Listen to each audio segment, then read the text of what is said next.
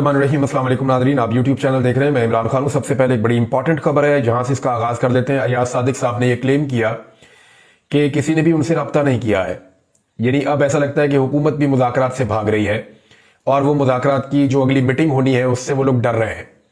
वजह यह है कि हुकूमत अपना वादा पूरा नहीं कर पाई।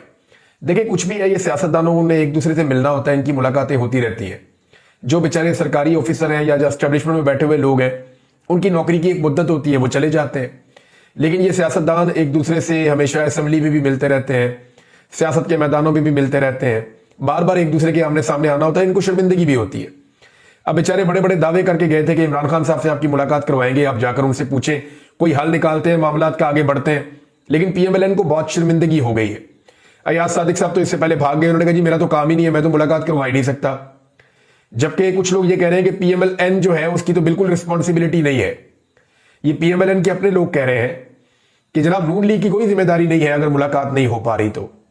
दूसरी जानिब कुछ लोगों को अब ये कहा जा रहा है कि तुम ये बयान दो, जैसे कि राणा सनाउल्लाह साहब ने दिया, कि जनाब एस्टेब्लिशमेंट का भी कोई किरदार नहीं है अगर इमरान खान साहब की मुलाकात नहीं हो पा रही तो जितने मुंह है उतनी बातें। लेकिन अयाज सादिक साहब ने कहा जी दोनों फ्री कैन में से, चाहे वो हुकूमत के लोग हैं चाहे वो अपोजिशन के लोग हैं, दोनों में से किसी ने भी राब्ता नहीं किया कि जनाब मुज़ाकरात का जो अगला दौर है उसको शुरू किया जाए, या जो तीसरी मीटिंग होनी है मुलाकात के हवाले से वो मीटिंग की जाए। अब जनाब अयाज सादिक साहब ने जब स्टेटमेंट दिया तो उसके ऊपर साहबजादा हामिद रजा साहब ने बड़ा क्लियरली इसके ऊपर एक ट्वीट करके और एक बयान जारी किया है। और उन्होंने ये कहा, ये तर्जुमान भी है मुज़ाकराती कमेटी जो पाकिस्तान तहरीक इंसाफ की है, उसके तर्जुमान भी है साहबजादा हामिद रजा। उन्होंने रद्देमल देते हुए कहा कि अपोजिशन मुज़ाकराती कमेटी के सरबराह उमर अयूब खान की तरफ से आज स्पीकर अयाज सादिक से टेलीफोनिक राब्ता करने की कोशिश की गई, मगर राब्ता कायम ना हो सका। स्पीकर कौमी असम्बली को बजरिया मैसेज आगाह कर दिया गया है कि अपोजिशन मुज़ाकराती कमेटी एतवार 12 जनवरी या सोमवार 13 जनवरी को मुज़ाकराती कमेटी के तीसरे इजलास के लिए तैयार है। मुज़ाकराती यानी वो कह रहे हैं जी हम 12 तारीख को या 13 तारीख को, आप एतवार को कर लें आज के दिन में या कल कर लें पीर वाले दिन में, तो जो अपोजिशन की कमेटी है वो तैयार है, बिल्कुल हम मुज़ाकरात करने के लिए रेडी है। तो ये बात गलत है कि हमने राब्ता नहीं किया। हमने राब्ता करके बता दिया, अयाज सादिक साहब ने राब्ता रिसीव नहीं किया, लेकिन हमने पैगाम पहुंचा दिया है कि जनाब हम, और ये पैगाम फिर मीडिया के जरिए से तो पहुंच ही गया ना, सब पूरा पाकिस्तान जानता है। तो ऐसा नहीं हो सकता कि स्पीकर ना जानते हो और पूरा पाकिस्तान जानता हो। ये स्पीकर अयाज सादिक है, ये कादी फायदी सा नहीं है कि एक खबर का पूरे पाकिस्तान को पता होता था, बच्चा बच्चा जानता था और अगले दिन बड़े ढीठों की तरह अदालत में बैठ के कादी फायदी सा फरमा देते थे, मुझे तो पता ही नहीं है, मैं तो मीडिया नहीं देखता। और जब कभी काम की बात होती थी, अपने मतलब की होती थी, तो वो बारीक सा थंबनेल भी उठा के पढ़ देते थे कि जनाब ये चीज तो ऐसे हुई है। तो मुज़ाकराती कमेटियों की दूसरी मीटिंग में अयाज सादिक की मौजूदगी में हुकूमती मुज़ाकराती कमेटी ने इमरान खान से आजादाना और तवील नशिस्त की मुलाकात की यकीन दहानी करवाई थी, जिसमें हुकूमती कमेटी मुकम्मल तौर पर नाकाम रही है। स्पीकर कौमी असम्बली सरदार अयाज सादिक पूरी कौम को आगाह करें कि हुकूमत अपनी कमिटमेंट पूरी करने में नाकाम हुई और इमरान खान साहब से हमारी मुलाकात नहीं करवा सकी। इमरान खान साहब सजा याफ्ता कैदी नहीं है, बल्कि उनकी हैसियत अंडर ट्रायल एक कैदी की है, जिन्हें रखा गया है जेल के अंदर, सुपीरियर क्लास कैदी की है। और कानून के मुताबिक इमरान खान साहब का इस्तेहकाक है कि अंडर ट्रायल कैदी से मुलाकात आजादाना माहौल में प्राइवेसी के तहत करवाई जा सकती है। लिहाजा सिक्योरिटी इंतजाम करते हुए इमरान खान साहब से खुले माहौल में मुलाकात कानून के मुताबिक मुमकिन है। मुज़ाकराती कमेटी की तीसरी मीटिंग के बाद अगर 9 मई और 26 नवंबर के हवाले से आजादाना और गैर जानिबदाराना जुडिशल कमीशन तश्कील ना दिया गया तो मुज़ाकरात का अमल मुअत्तल हो जाएगा। ये बड़ा क्लियरली उन्होंने कह दिया जी कि तहरीक इंसाफ की मुज़ाकराती कमेटी आइंदा होने वाली मुज़ाकराती मीटिंग के अंदर अपने मुतालबात तहरीरी सूरत में जमा करवा देगी। अब वो ये कहते हैं कि अगर ये तीसरी जो मीटिंग होने जा रही है, इसके नतीजे में इसके बाद अगर नहीं बनता जुडिशल कमीशन 9 मई के ऊपर और उसके अलावा 26 नवंबर को जो कत्लेआम हुआ उसके ऊपर, तो फिर मुज़ाकरात खत्म हो जाएंगे और मुज़ाकरात का अमल मुअत्तल हो जाएगा। ये इमरान खान साहब के ऑर्डर के ऊपर पाकिस्तान तहरीक इंसाफ ने अनाउंस कर दिया है।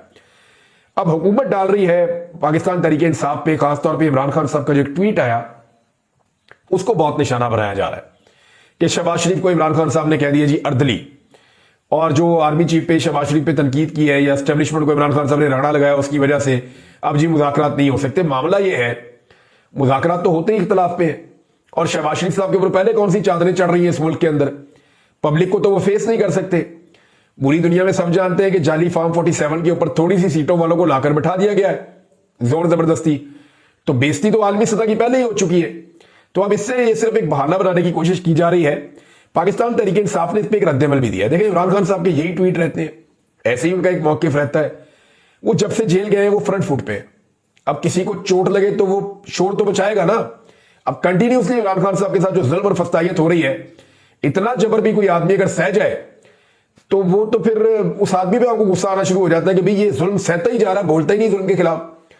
तो इमरान खान साहब जो है वो जितना जुल्म उनके ऊपर होता है वो उसका रद्द अमल देते हैं, और रद्द अमल तभी रुकेगा ना जब अमल रुकेगा। अब यहां पाकिस्तान तहरीक इंसाफ ने भी बाकायदा शेख वकास अकरम साहब ने इस पर स्टेटमेंट जारी किया कि ट्वीट का मामला नहीं है इमरान खान साहब की। ना ही इमरान खान साहब को बड़े डेस्परेट हैं कि हर सूरत में मुज़ाकरात होने चाहिए, मुज़ाकरात कामयाब होने चाहिए, ना इमरान खान को बाहर जाने की जल्दी है।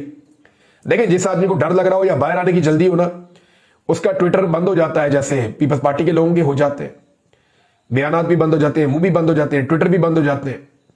इसी तरह जैसे मरियम नवाज के और नवाज शरीफ के बयानात बंद हो जाते हैं, उनके ट्विटर बंद हो जाते हैं लंबे लंबे अरसे के लिए। जिसको बाहर आने की जल्दी हो वो इस तरह की कुर्बानियां दे देता है। इमरान खान साहब डेस्परेट नहीं, उन्हें कोई जल्दी नहीं है, ना वो चाहते हैं फौरी तौर पे उनके मुज़ाकरात हों, फौरी तौर पे वो बाहर आए।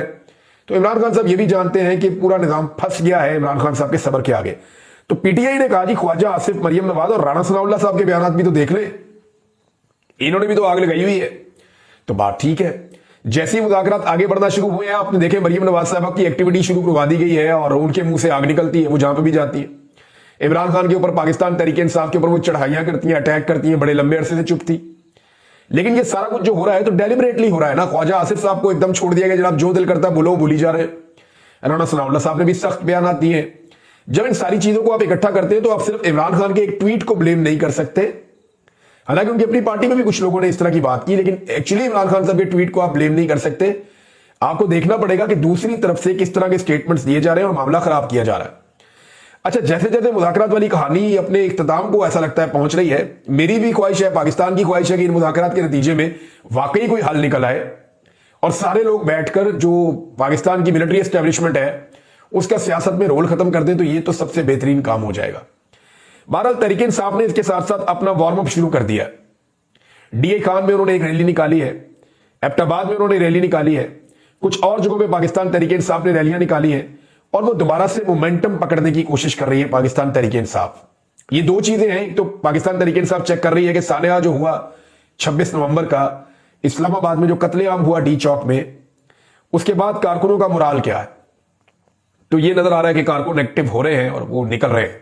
तो ग्रेजुअली दोबारा पाकिस्तान तहरीक इंसाफ, क्योंकि जब भी कोई आपको बड़ा इवेंट करना होता है ना पॉलिटिकल, तो आपको बहुत सारे छोटे इवेंट मुख्तलिफ जगहों पे करने पड़ते हैं। पाकिस्तान तहरीक इंसाफ ने ये चीज बड़ी कमाल सीखी है, क्योंकि इमरान खान साहब के बगैर उनको निकलना होता है। अगर इमरान खान साहब हो तो वो तो एक दिन में अनाउंस करते हैं मैं फलां जगह पे जलसा कर रहा हूं, तो दुनिया वहां पहुंच जाती है। वो तो क्राउड पुलर है इमरान खान साहब, वो तो कर लेते हैं। लेकिन तहरीक इंसाफ ने यह चीज सीखी है, जब भी उन्होंने निकलना है उन्होंने पहले शहरी सतह के ऊपर, टाउन्स की सतह के ऊपर, देहातों के अंदर वो रैलियां छोटे छोटे इवेंट करते हैं, करते करते एकदम मोमेंटम बना के मैदान में आ जाते हैं। तो ये पाकिस्तान तहरीक इंसाफ ने दोबारा से काम शुरू कर दिया है। हुकूमत के लिए जुडिशल कमीशन क्या कोई बहुत बड़ा मसला है? देखिए हुकूमत के लिए बड़ा मसला यह है कि इमरान खान को बाहर नहीं आना चाहिए। हुकूमत को यह लगता है कि इमरान खान साहब बाहर आ गए तो उनके लिए बड़ी मुसीबत बन जाएगी। जो आदमी जेल से बैठकर पूरे निजाम को कंट्रोल कर रहा है, जब दिल करता है पाकिस्तान बंद करवा देता है। यानी इमरान खान ने सिर्फ इतना कहना है कि मैं फलां शहर में एक एहतजाज की कॉल दे रहा हूं, तो वो शहर और उसके आसपास के सारे डिवीजन खुद ही बंद हो जाएंगे। ये लिखी बड़ी बात है। जब भी इमरान खान साहब ने कहा कि मैं इस्लामाबाद आ रहा हूं, आप देखें पूरा पंजाब बंद हो जाता है, खैबर पख्तूनख्वा बंद हो जाता है, आधा पाकिस्तान बंद हो जाता है। तो इमरान खान साहब अगर कॉल देते हैं जेल से बैठ के तो पाकिस्तान बंद हो जाता है। अब इतनी ताकत तो पाकिस्तान में किसी भी लीडर ने इंजॉय नहीं की। हाँ, अल्ताफ हुसैन साहब एक दौर में, लेकिन उनका तरीकाकार और तरह का था। वो कराची बंद कर दिया करते थे एक दौर में, बरतानिया से बैठ के, पाकिस्तान का सबसे बड़ा शहर। लेकिन अब इमरान खान साहब की जो सियासी ताकत है वो सियासी ताकत की बुनियाद पर करते हैं, या कोई हथियार तो है नहीं, ना कोई बंदूकें तोपे लेकर आते हैं, लेकिन अवामी ताकत से वो बंद कर देते हैं और जो बाकी काम रह जाता है वो हुकूमत खुद ही कर देती है। अब इमरान खान साहब अगर बगैर डील के बाहर आते हैं तो एस्टेब्लिशमेंट के लिए बड़ा गंभीर मसला बन जाएगा, क्योंकि एस्टेब्लिशमेंट का ये रिकॉर्ड है कि मुल्क टूट गया लेकिन उन्होंने डील के बगैर लीडर को नहीं छोड़ा उन्होंने। यानी 71 में अगर डील कर लेते हैं, शेख मुजीबुर रहमान अगर उस वक्त डील करते हैं 71 में और एस्टेब्लिशमेंट के सामने सर नीचे कर लेते हैं, तो हालात किसी और तरफ चले जाते और मामला किसी और तरफ चला जाता।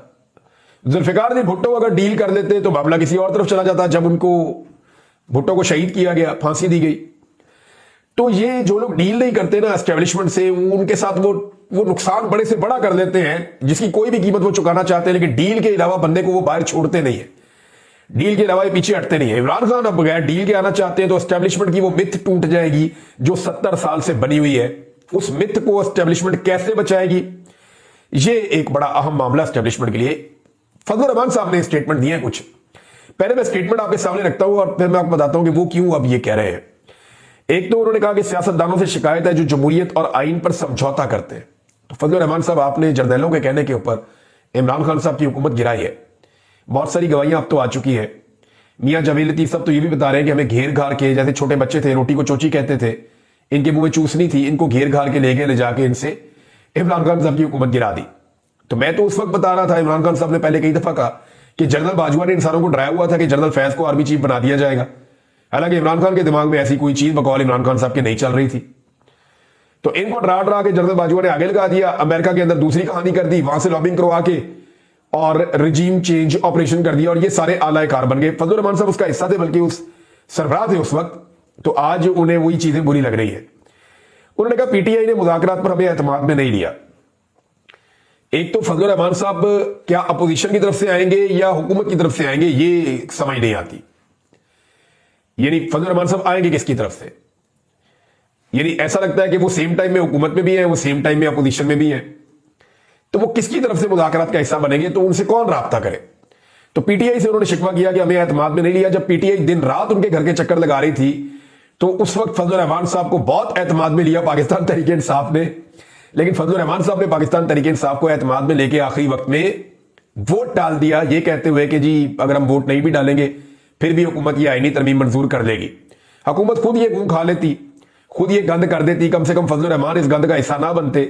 लेकिन उसी 26वीं आईनी तरमीम के बाद जो पाकिस्तान में बुरान खड़ा हुआ है, उसमें पाकिस्तान तहरीक इंसाफ को फजलुर रहमान साहब ने एतमाद में नहीं लिया, बल्कि बहुत काम खराब किया था उसमें और एतमाद को ठेस पहुंची थी पूरे पाकिस्तान की। सबको फजलुर रहमान साहब से उम्मीदें लग गई थी। फिर उन्होंने कहा एस्टेब्लिशमेंट अवाम के वोटों का मजाक उड़ाती है, फिर अवाम क्यों ना उनका मजाक उड़ाए। ये भी फजलुर रहमान साहब ने स्टेटमेंट दिया है। अब नाज़रीन कुछ चीजें और हुई हैं वो मैं आपके साथ शेयर कर देता हूं यहां पे। एक तो जनाब ओवरसीज पाकिस्तानियों पे ये इल्जाम लगाया जा रहा है और ये इल्जाम लगातार लगाया जा रहा है कि वो पाकिस्तान की बदनामी का बायस बन रहे हैं। यानी वो इंसानी हकूक की खिलाफ वर्जियों पर, नाइंसाफियों पर, जुल्म जबर फस्तायत पर आलमी सतह पर जो आवाज उठा रहे हैं, खुसूसन जो 26 नवंबर को कत्लेआम हुआ इस्लामाबाद में उसके हवाले से, तो इसके ऊपर कहा जा रहा है ये पाकिस्तान की बदनामी कर रहे हैं। हालांकि ये तो ओवरसीज पाकिस्तानियों का राइट नहीं है कि वो डेमोक्रेसी के लिए उनकी जमहूरी सोच है, वो कोई भी चाहे वो बात कर सकता है, वहां पे उन मुल्कों में जमहूरियत है। वो तो ये कहते हैं इस मुल्क में रूल ऑफ लॉ होना चाहिए, आजादी सारे राय होनी चाहिए, जमहूरियत होनी चाहिए, मैंडेट का एहतराम होना चाहिए और इंसानी हकूक का एहतराम होना चाहिए, ये वो कह रहे हैं। बल्कि मैंने जितने ओवरसीज पाकिस्तानियों से बात की जो इस सारे प्रोसीजर का हिस्सा है, चाहे वो फ्रेंड्स ऑफ डेमोक्रेटिक पाकिस्तान वाले हों, चाहे वो अमेरिका के अंदर जो कांग्रेशनल मीटिंग के अंदर एंगेज्ड हैं वो लोग हों, या जो उसके बाद एक बाइंडिंग रेजोल्यूशन आने वाली है उसके लिए जो लॉबिंग कर रहे हैं पाकिस्तानी ओवरसीज, चाहे वो लोग हों, तमाम लोगों का एक बात के ऊपर बड़ा जोर है। वो कहते हैं जी हम पाकिस्तान के ऊपर एक छोटी सी पाबंदी भी नहीं लगने देना चाहते और हम इसके हक में नहीं है। हम ये कहते हैं कि वो इनफरादी शख्सियात जिन्होंने पाकिस्तान के अंदर ये सारा जुल्म जबर और फस्तायत की और कत्लेआम किया, उनके ऊपर पाबंदियां लगाई जाए, पाकिस्तान को इसका नुकसान नहीं होना चाहिए। दूसरा एक मेरा भी सवाल है कि बदनामी इस बात पे तो नहीं होती कि जब कोई आवाज उठाता है कि जनाब इंसानी हकूक की पामाली ना की जाए, जब कोई कहता है कि जुल्म जबर और फस्तायत को रोका जाए, जब कोई कत्लेआम के खिलाफ आवाज उठाता है, नाइंसाफियों के खिलाफ आवाज उठाता है, तो इससे तो मुल्क की बदनामी नहीं होती। हाँ, इससे जरूर मुल्क की बदनामी होती है कि 17-18 सीटें जीती हुई पार्टी को जबरदस्ती जाली फॉर्म 47 के ऊपर लाकर इक्तदार में बैठा दिया जाए और पूरी दुनिया में हमारे मुल्क की जग हसाई हो जाए, तो इससे तो बदनामी होती है। जो बदनामी हमने गुज़िश्ता 1 साल में रज के पाकिस्तान की और पाकिस्तानियों की करवाई है। पाकिस्तान तहरीक इंसाफ की नाज़रीन सिचुएशन का आप यहां से अंदाजा लगाएं कि उन्होंने बहुत बड़ी बड़ी बार्स में कामयाबी हासिल की है, क्योंकि बार्स के इलेक्शन हो रहे हैं पंजाब के मुख्तलिफ इजला में। तो जो लाहौर बार एसोसिएशन है जिसके ऊपर PMLN ने पूरी ताकत लगाई, हुकूमत और इंतजामिया ने पूरा जोर लगाया, पीपल्स पार्टी ने मुल्तान में, PMLN ने मिलकर, यानी नून लीग ने और पीपल्स पार्टी ने मिलकर पंजाब के अंदर एड़ी चोटी का जोर लगाया। लेकिन पाकिस्तान तहरीक इंसाफ के हमायत याफ्ता उम्मीदवार मुबशर रहमान चौधरी लाहौर बार एसोसिएशन का इलेक्शन जीत गए हैं और फिर बाहर में हर जगह पे इमरान खान के नारे लगे, कैदी नंबर 804 के नारे लगाए। यानी जहां पे भी वकला इलेक्शन जीते वो पाकिस्तान तहरीक इंसाफ के, इमरान खान साहब के और कैदी नंबर 804 के नारे लगा रहे थे। गुजरांवाला बार से भी तहरीक इंसाफ के हमायत याफ्ता उम्मीदवार कामयाब हुए हैं, शराफत अली नारा साहब। फिर इसी तरह शेखुपुरा डिस्ट्रिक्ट बार एसोसिएशन में अमजद अली साहब सदर मुंतखब हुए हैं। जफरबाल में भी सैयद मसरूर काजमी सदर मुंतखब हुए हैं, तहरीक इंसाफ के हमायत याफ्ता उम्मीदवार हैं सारे। गुजरात बार में मुनीर गोंदल पाकिस्तान तहरीक इंसाफ से हमायत याफ्ता। मुल्तान डिस्ट्रिक्ट बार से मलिक जावेद डोगर, ये भी जनाब पाकिस्तान तहरीक इंसाफ के हैं और ये भी जीत गए हैं, वहां से हमायत इनको पाकिस्तान तहरीक इंसाफ की थी। तो ये सूरत हाल है जी कि बार एसोसिएशन में या वकला में और नौजवान वकला है जो जिले बार्स के अंदर होते हैं, उन्होंने इमरान खान साहब के मौकिफ की हमायत की है। तो इससे ये पता चलता है कि बहुत बड़ी तादाद में जो बड़े शहर हैं पाकिस्तान के, वहां पे जो वकला है, खासतौर पे नौजवान वकला, वो इमरान खान साहब के मौकिफ के साथ खड़े हैं। वसीम मलिक साहब ने एक दावा किया एक प्रोग्राम में, बड़े अच्छे रिपोर्टर हैं, कोर्ट रिपोर्टर हैं, मैं पहले भी इनको कोट करता रहता हूं। तो इन्होंने कहा कि पाकिस्तान का जो चोटी का वकील है ख्वाजा हारिस साहब, वो फौजी अदालतों का दिफा नहीं कर पा रहे सुप्रीम कोर्ट ऑफ पाकिस्तान में जो केस चल रहा है। बल्कि उन्होंने कहा कि 6 समातों में वो किसी एक सवाल का भी सही जवाब देने से कासिर रहे। बल्कि वहां रिपोर्ट ये हो रहा है कि जस्टिस अमीनुद्दीन खान साहब जो हैं वो जवाब दे रहे हैं वकील साहब के बिहाफ के ऊपर, यानी उनके बिहाफ पे तो नहीं लेकिन वो जवाब दे देते हैं अक्सर सवालात के। तो नादरीन ये सूरत हाल है कि फौजी अदालतों वाला मामला तकरीबन नॉकआउट हो गया है। अब देखना यह है कि बेंच फैसला क्या देता है। आलमी दबाव की वजह से यह फैसला आना है और फैसला ये पहले से हो चुका होगा, क्योंकि ये जो बेंच बना हुआ है आईनी बेंच, ये हुकूमत ने अपनी मर्जी के जज लगा के ये बेंच बनाया हुआ है। जो लोग नादरीन दिन रात ये खबरें दे रहे थे कि इमरान खान साहब को मिलिट्री कोर्ट में जरूर ले जाया जाएगा और फैज हमीद जो है वो गवाह बन गया है और इमरान खान साहब हर हाल में जाएंगे मिलिट्री कोर्ट में, अब वो लोग भी अपनी खबरों से और बयानात से पीछे हट रहे हैं। लेकिन मैं आपको ये कहता था कि आलमी सतह पर बहुत बड़ा मसला बन जाएगा अगर इमरान खान साहब को मिलिट्री कोर्ट में ले जाया गया। अभी तो सिर्फ आम वर्कर्स को या कुछ इमरान खान साहब के साथियों को सजा दी गई है, मिलिट्री कोर्ट्स में तो इतना रोला पड़ गया पूरी दुनिया में, आपका जीएसपी प्लस स्टेटस जो है वो खतरे में पड़ गया है। तो ये कैसे हो सकता है कि इमरान खान साहब को ले जाए? अब अगर इमरान खान साहब का मिलिट्री ट्रायल करना किसी को मकसूद है तो वो एक तरह की खुदकुशी है।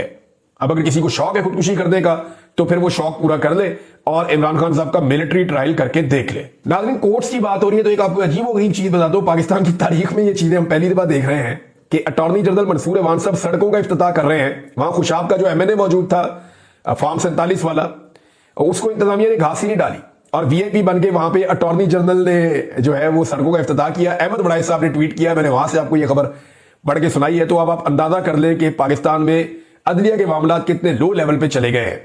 इसके ऊपर बहुत सारे सहाफी और भी तनकीद कर रहे हैं। मुतीउल्लाह जान साहब ने कहा, बहुत सारे और जो कोर्ट रिपोर्टर थे वो हैरान हो रहे हैं कि अटॉर्नी जनरल तक ही कम है।